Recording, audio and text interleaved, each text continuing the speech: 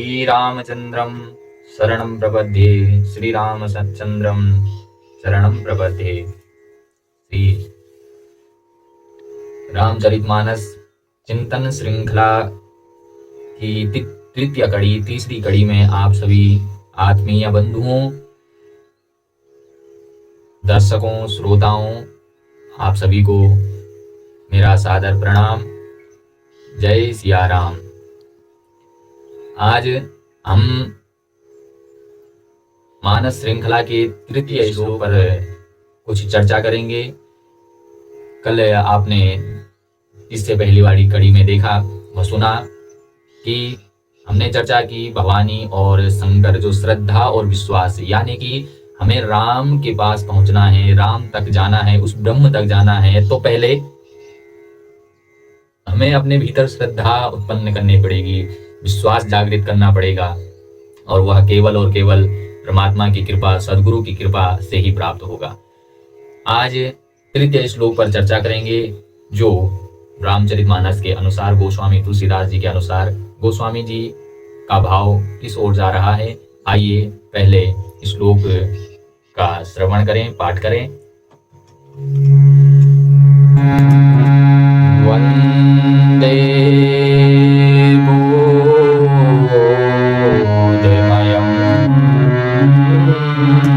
नित्यं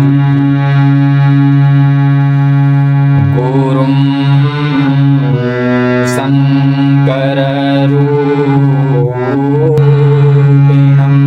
यमाश्रितो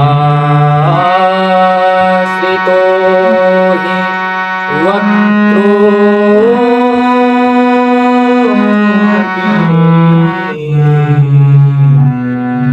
चन्द्रः सर्वत्र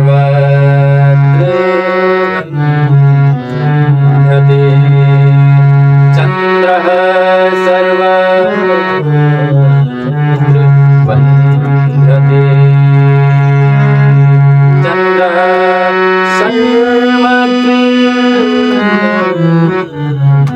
वन्दते।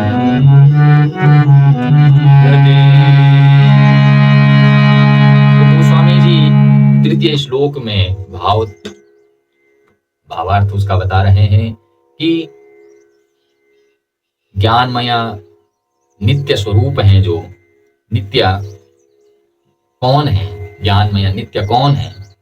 तो गोस्वामी जी बता रहे हैं कि ज्ञानमय शंकर रूपी गुरु की मैं वंदना करता हूं।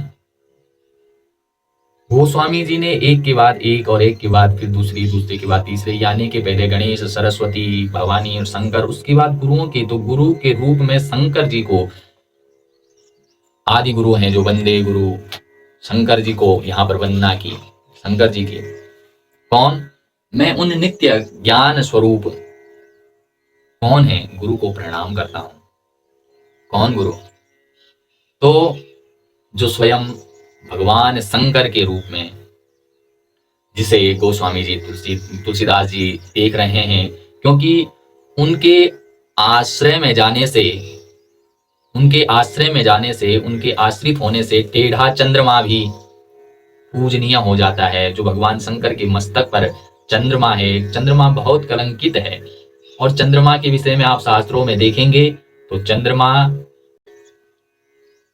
एक तो उस पे कलंक है, और फिर टेढ़ा भी है, अर्धचंद्रमा जो टेढ़ा भी है, और उस कहीं पूजनीय नहीं है।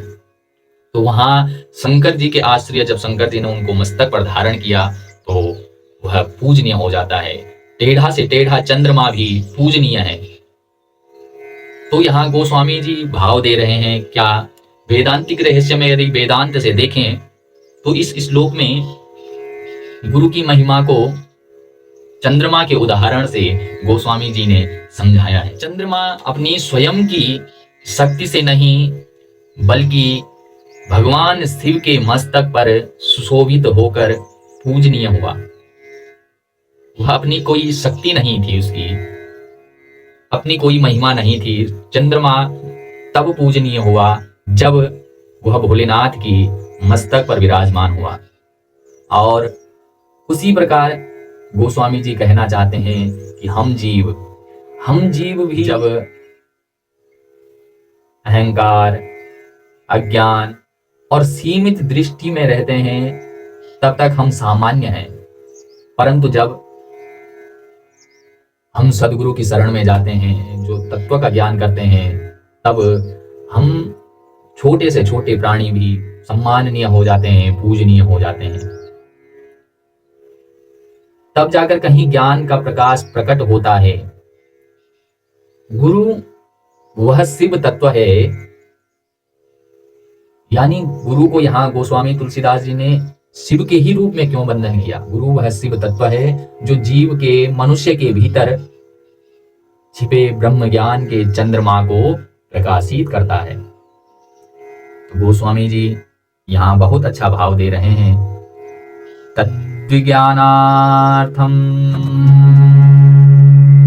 उपनिषद कह रहे हैं, तद्विज्ञानार्थम स गुरुमेवाभिगच्छेत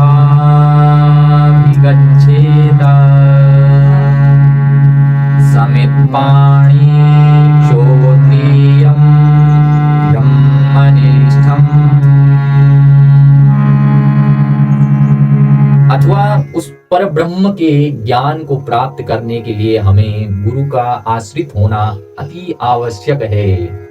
गुरु की शरण में जाना अति आवश्यक है।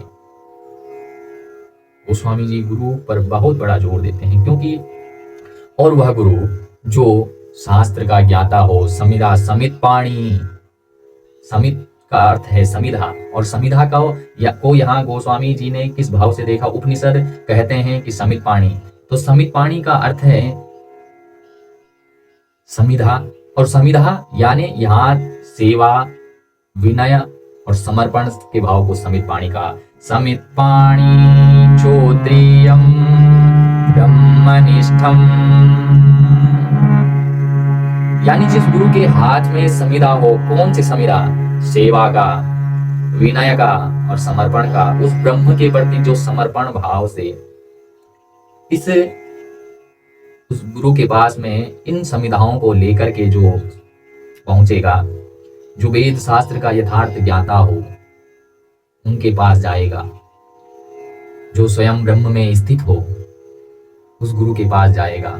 जब मनुष्य अनुभवी महापुरुषों के पास जाता है, तो तभी उसे ब्रह्म की अनुभूति होती है, ब्रह्म का ज्ञान होता है।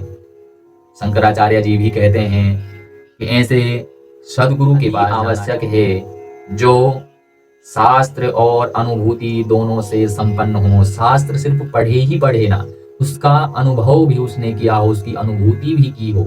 यानी जब ब्रह्म की अनुभूति होती है, जिसने उसका साक्षात्कार किया हो और सदैव उसी में ही स्थित हो, उस ब्रह्म में, यानी वह ब्रह्म जो परमात्मा है, पूर्ण परमात्मा। इसलिए गोस्वामी तुलसीदास जी ने भगवान शंकर को उन गुरु स्वरूप में वंदन किया, प्रणाम किया, जिन गुरु की कृपा से अयोग्य भी योग्य बन जाता है। गुरु की शरण से मूढ़ व्यक्ति भी योग्य बन जाता है।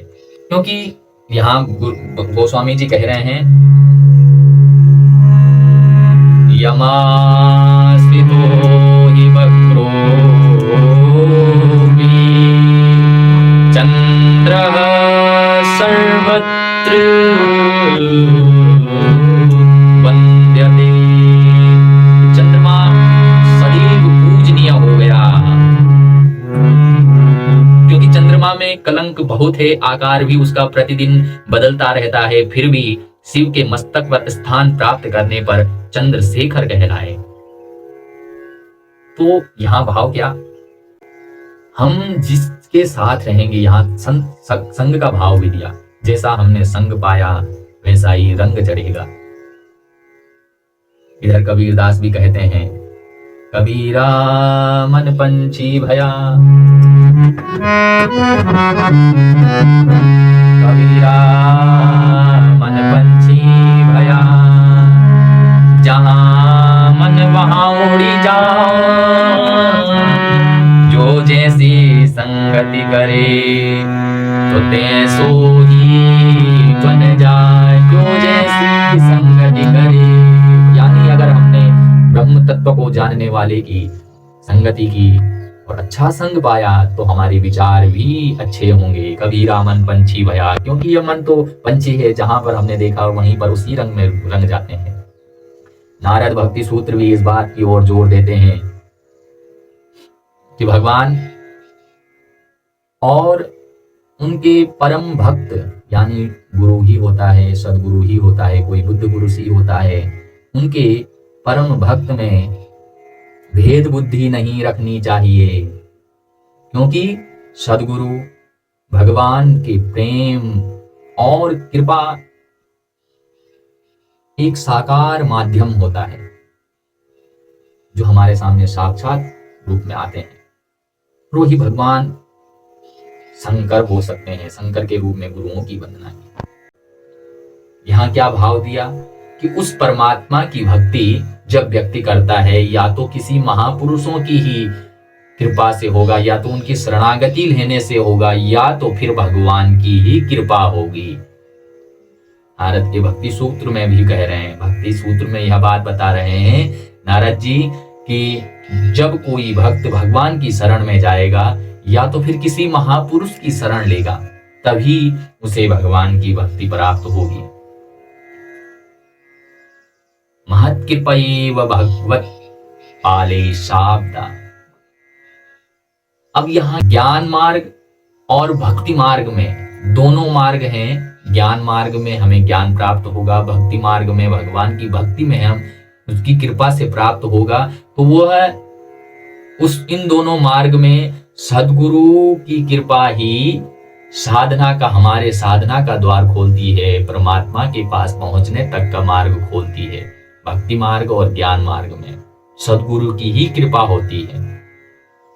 और संतवाणी में कहा है, संतवाणी में क्या कहा कि गुरु बिन ज्ञान,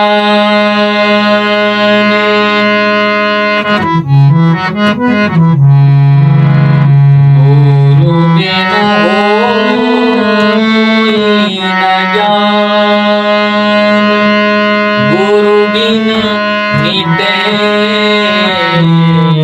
न संशय, गुरु बिन हरि भक्ति दुर्लभ, गुरु ही जीवन का आश्रय। गुरु बिनु होई न ज्ञान, गुरु बिनु मिटे न संशय, गुरु बिनु हरि भक्ति दुर्लभ, गुरु ही जीवन का आश्रय। ये संतवाणी में गुरु मतलब व्याकरण की दृष्टि से देखें तो गु का अर्थ होता है अंधकार, रू का अर्थ होता है प्रकाश, यानी जो हमें अंधकार से प्रकाश की ओर ले जाए वही गुरु है। गुरु मतलब श्रेष्ठ, गुरु मतलब ज्येष्ठ, गुरु मतलब प्रकाश, गुरु मतलब ज्ञानदाता, जन्मदाता, संरक्षणदाता तथा तत्वज्ञाता। अब यहाँ गोस्वामी जी हमें बताना चाहते हैं कि साधक में अनेक कमियां हो सकती हैं, परंतु यदि का आश्रय ले लिया तो वही जीवन ईश्वर की शोभा बन जाता है। यदि हमने सदगुरु का आश्रय ले लिया तो ईश्वर की, हम परमात्मा की शोभा बन जाएंगे, शोभायमान हो जाएंगे। गुरु कोई नया प्रकाश उत्पन्न नहीं करते, वह हमारे भीतर छिपे हुए प्रकाश को ही प्रकट करते हैं, कोई नया प्रकाश नहीं देते। जो हमारे भीतर छिपा हुआ ज्ञान है उसको ही वह प्रकट करते हैं। तो हमारे श्रोताओं, हमारे दर्शकों, आज के इस तृतीय श्लोक में जो गोस्वामी तुलसीदास जी कहना चाहते हैं वह गुरु की महिमा है। आज की वाणी को हम यहीं पर ही विराम देंगे, इस बात से कि दो ही बातों को विशेष ध्यान देना कि गुरु का हाथ और शिष्य का विश्वास। जहां गुरु का मार्गदर्शन हो और शिष्य का समर्पण हो, वहां परमात्मा की कृपा दूर नहीं है। इसलिए आप दो बातों की विशेष ध्यान देना कि गुरु का हाथ और शिष्य का विश्वास, यानी गुरु का जो आत्मज्ञान है, जो गुरु का मार्गदर्शन है और शिष्य का समर्पण होना चाहिए। तो फिर परमात्मा की कृपा, परमात्मा की का दर्शन, परमात्मा का साक्षात्कार, उस तत्व का साक्षात्कार दूर नहीं है। बस इसी बात को हम आज तृतीय कड़ी में विराम देंगे और जो वंदे बोधमयम नित्यम उसका बोध कर रहे हैं सदैव, वह चंद्रमा भी पूजनीय है। उन शंकर रूपी गुरु को मैं प्रणाम करता हूँ। गोस्वामी तुलसीदास जी का भाव है, वंदे बोधमयं नित्यं गुरुं शंकर